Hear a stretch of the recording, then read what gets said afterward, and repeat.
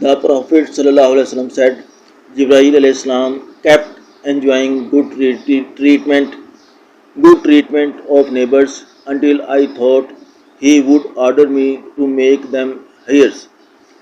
The Prophet ﷺ declared, he will not enter paradise whose neighbor is not secure from his wrongful conduct.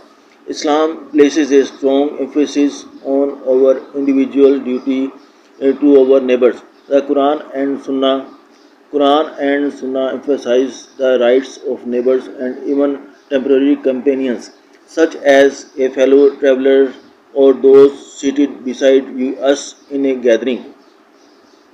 Believers are ordained to assist neighbors in need, respect their space, protect their dignity in times of trouble, and, and avoid causing any harm. The Prophet ﷺ said, Jibreel alayhi kept enjoying good treatment of neighbors until I thought he would order me to make them his.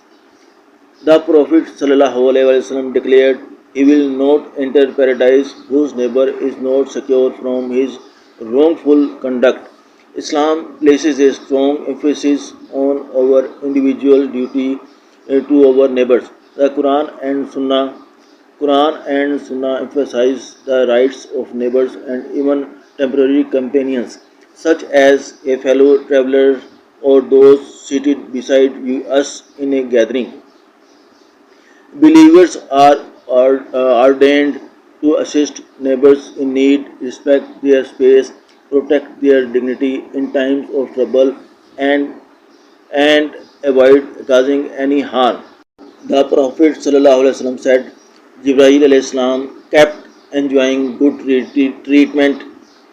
treatment of neighbors until I thought he would order me to make them his. The Prophet ﷺ declared, he will not enter paradise whose neighbor is not secure from his wrongful conduct.